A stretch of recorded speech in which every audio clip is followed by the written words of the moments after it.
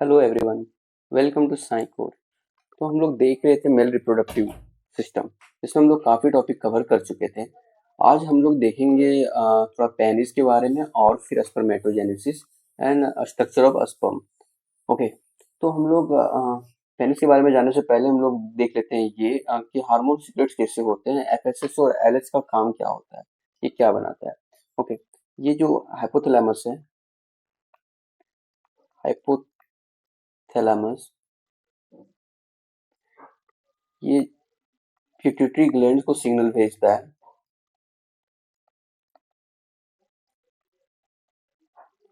और ये जो यहाँ पे हार्मोन्स रिलीज किया जाता है वो जीएनआर एच गोनाडोट्रोपिन रिलीजिंग हार्मोन। इसका काम क्या है? पिट्यूटरी ग्लैंड ये दो हार्मोन सीक्रेट करता है, एक को बोलते हैं एफएसएच और एक को बोलते हैं एलएच। ओके, एलएच का क्या काम है? ये लिडिक सेल्स को नरिश करता है, लिडिक सेल्स। इसको बोलते हैं हम लोग इंटरस्टेशियल सेल। ओके, और लीडिंग सेल का क्या रोल होता है? ये टेस्टोस्टेरोन को बनाता है, टेस्टोस्टेरोन को बनाता है और साथ ही इसी को हम लोग बोलते हैं एंड्रोजन भी बोलते हैं, कंफ्यूज मत करना, एंड्रोजन बोलते हैं। और एफएसएच, एफएसएच का काम है सर्टोली सेल को बनाना, सर्टोली सेल को बनाना। और फिर इसको ही हम लोग बोलते हैं नर्स सेल भी, नर्स सेल। और एक और नाम से जानते हैं इसको, सस्टेंटिकुलर सेल, सस्टेंटिकुलर सेल। ओके, ये सब का सेल का काम ये होता है कि ये हेल्प करता है स्पर्म फॉर्मेशन में, स्पर्म फॉर्मेशन। ओके, और एफएसएच का और भी काम होते हैं, लाइक ये और हेल्प करता है क्या क्या बनाने में, वो भी हम लोग देख लेते हैं। देखो, ये जो सर्टेली मतलब एफएसएच है वो रिलीज करता है इनहिबिन को, साथ ही ये रिलैक्सेशन का भी काम करता है, रिलैक्सिन। और फिर ब्लड टेस्टिस बैरियर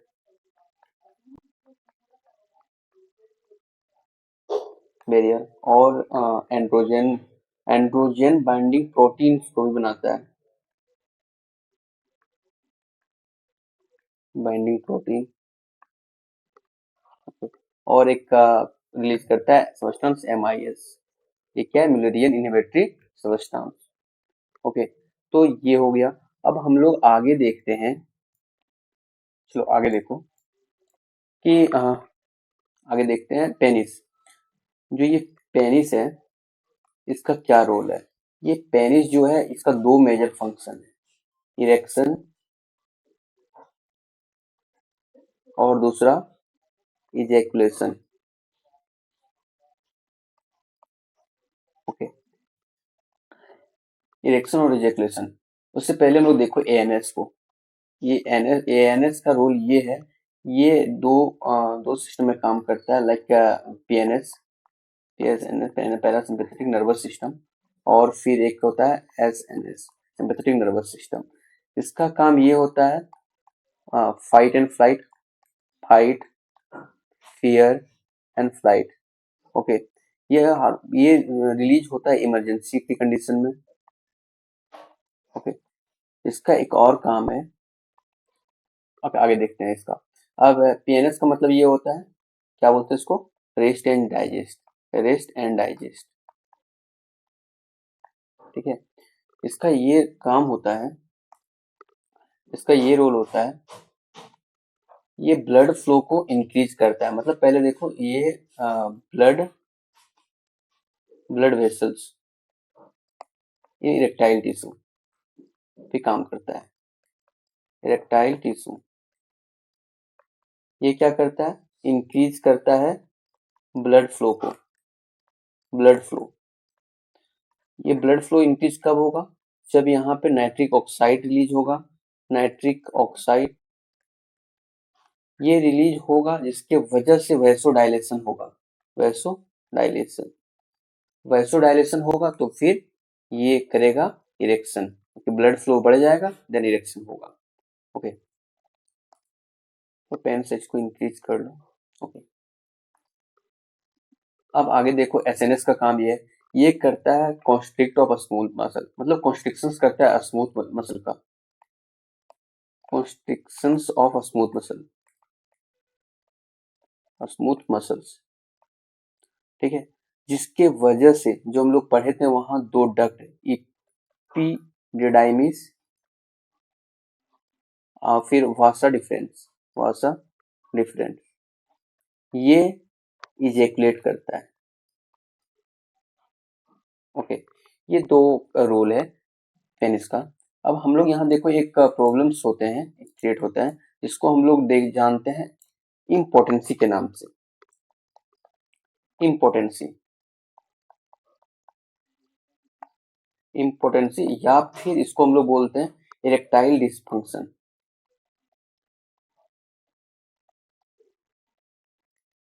ओके, ये इसको ठीक करने के लिए रिलीज किया जा, मतलब इसको रिक्वायर्ड होता है NO2 रिलीज होना, जिसके वजह से ये डायलेट होगा एंड देन इरेक्शन होगा।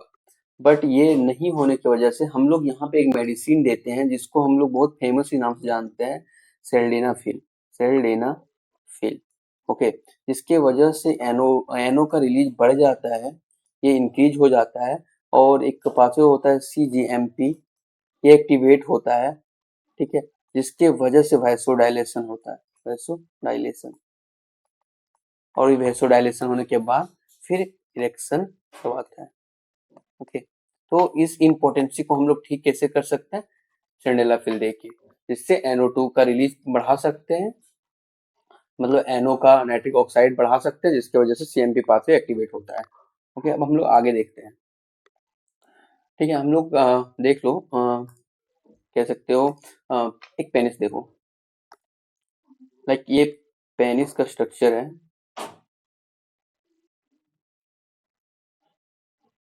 ठीक है, और यहाँ पे एक पार्ट से यूरेथ्रा ऐसे आया रहता है,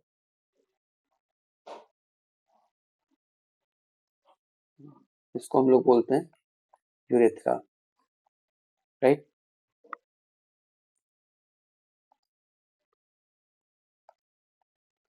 यहाँ पे देखो एक लेयर होता है इस जगह पे दोनों साइड से, इसको हम लोग बोलते हैं फोरस्किन, फोरस्किन बोलते हैं या फिर प्रीपाउच बोलते हैं, राइट। और इसको ही हम लोग बोलते हैं, लाइक यहाँ पे जो है इसको हम लोग बोलते हैं ग्लांस पेनिस। ओके, और इस पार्ट को हम लोग बोलते हैं बॉडी, बॉडी बोलो या फिर एक था शाफ्ट ऑफ पेनिस, राइट। अब जब हम लोग इसका यहाँ पे TS करते हैं, यहाँ कट करते हैं, और हम लोग इसको जब देखो बड़ा करके तो ऐसे दिखता है, ये है, ठीक है, TS। और इसके अंदर जो था प्रेजेंस था हम लोग का यूरेथ्रा, यहाँ पे लोब्यूल्स लाइक स्ट्रक्चर जो प्रेजेंट होता है, 3 से 2, मतलब 1 से 3 के नंबर में प्रेजेंट होता है। ये जो 2 होता है ये सिमिलर होता है, इसको हम लोग बोलते हैं कॉर्पोरा कैवर्नोसा। ओके, ये 2 होते हैं, और ये जो पार्ट है, ये जो बच गया, उसको हम लोग बोलते हैं कॉर्पोरा स्पोंजिसम, ये एक होता है, और इसी के बीच में और लाइक स्ट्रक्चर होता है, इसको हम लोग बोलते हैं यूरेथ्रा, तो इसको हम लोग बोलते हैं। अब हम लोग देख लेते हैं स्पर्मेटोजेनेसिस, स्पर्मेटोजेनेसिस देख लेते हैं अच्छे से, कैसे होता है, क्या बनता है। ओके, देखो स्पर्मेटोजेनेसिस, स्पर्मेटोजेनेसिस, स्पर्मेटोजेनेसिस, स्पर्मेटोजेनेसिस में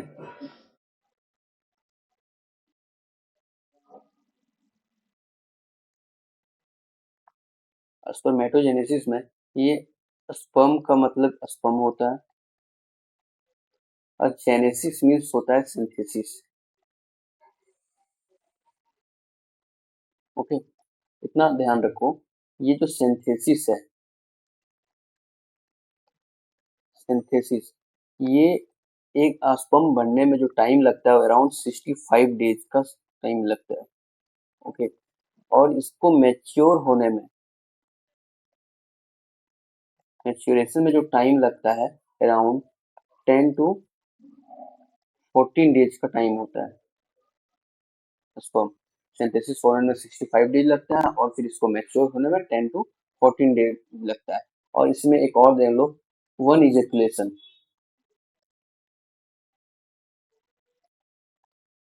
वन इजेकुलेशन में एक बार में जब इजेकुलेट होता है तो 2.5 ml टू 5 ml इजेकुलेट कर दिया जाता है।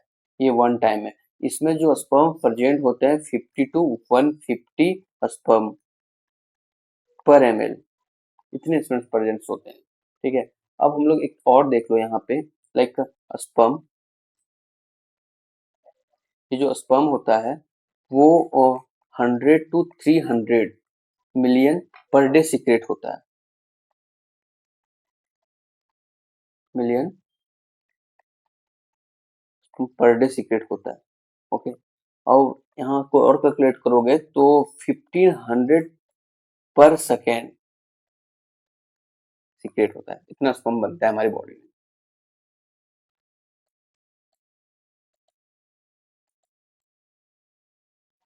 अब हम लोग आगे देखो। ठीक है,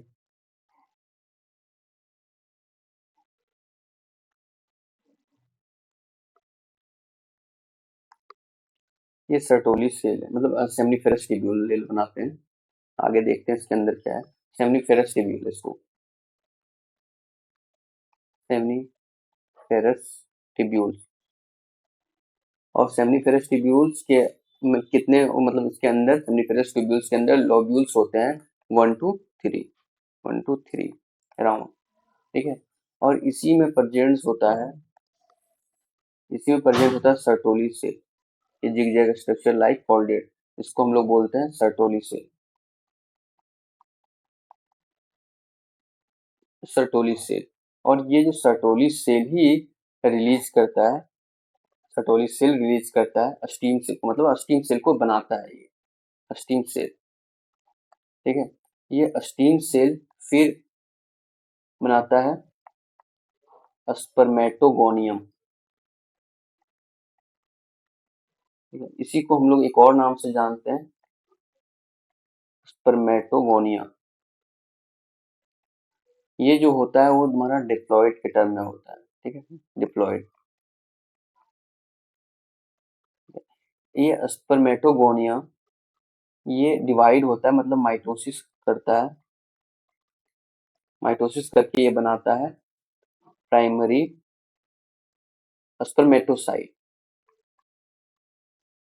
स्पर्मेटोसाइट।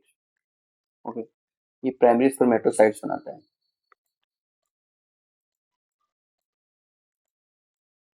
आगे देखो, प्राइमरी स्पर्मेटोसाइट्स बनाता है, ये फिर से फर्दर डिवाइड होता है ये दो पार्ट में।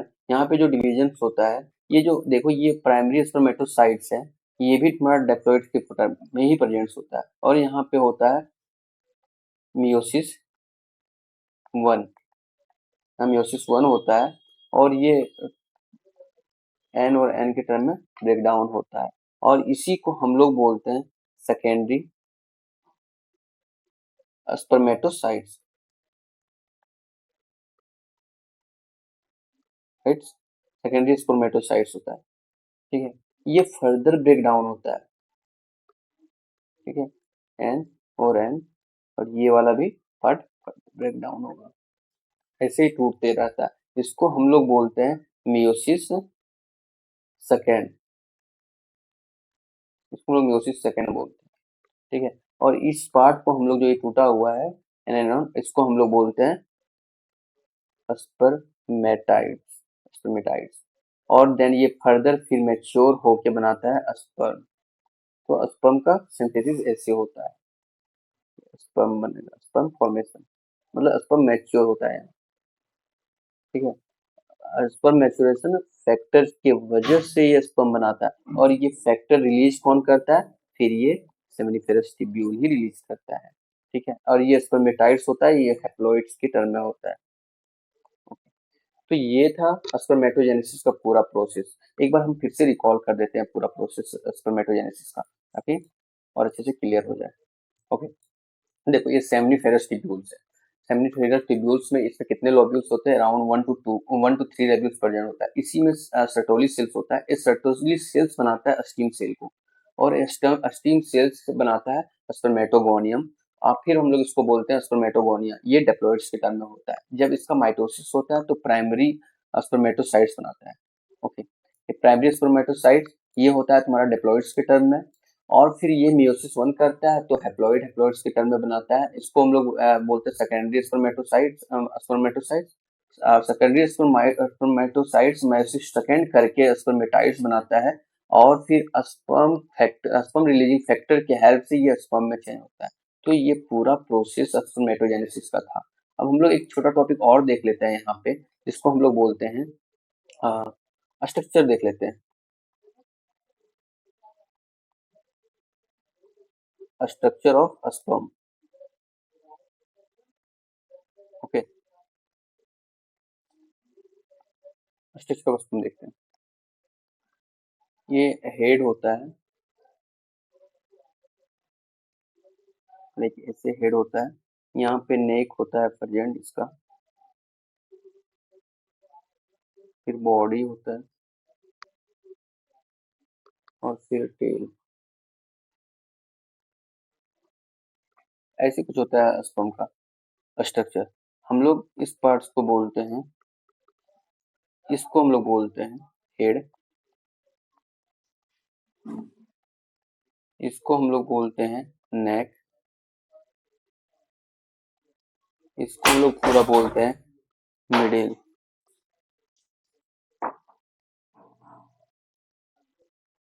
और ये जो पार्ट है इसको हम लोग बोलते हैं टेल।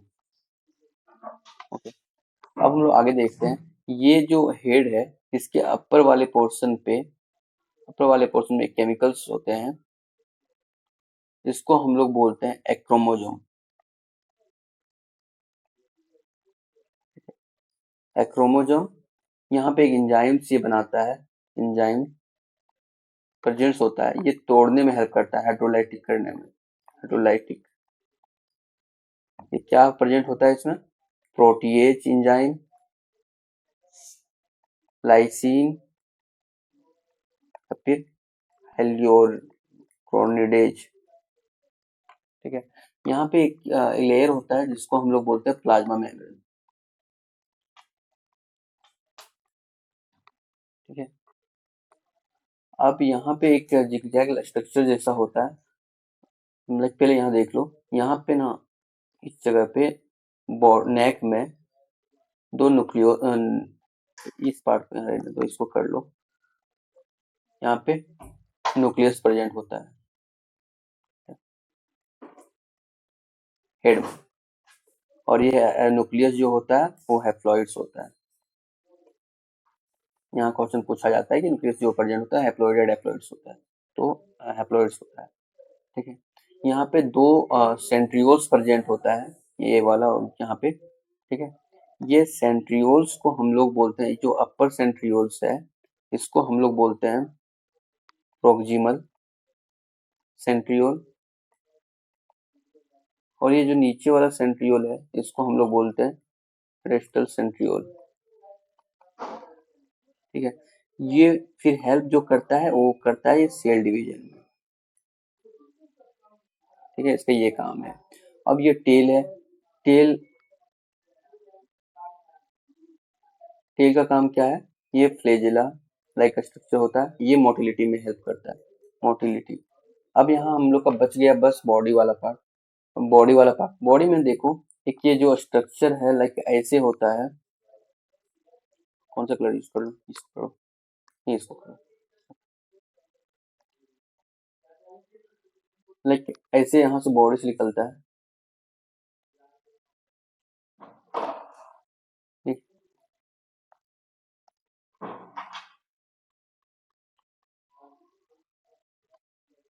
इसको हम लोग बोलते हैं माइटोकॉन्ड्रिया। माइटोकॉन्ड्रिया नाम आते ही क्या आता है? Power house of the cell. Mitochondria, ठीक है। माइटोकॉन्ड्रिया में जो ये अरेंजमेंट है, ये इस अरेंजमेंट को हम लोग क्या बोलते हैं? निबरकर्ण।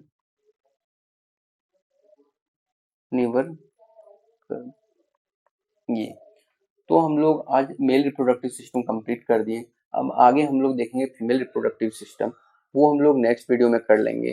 तो थैंक यू।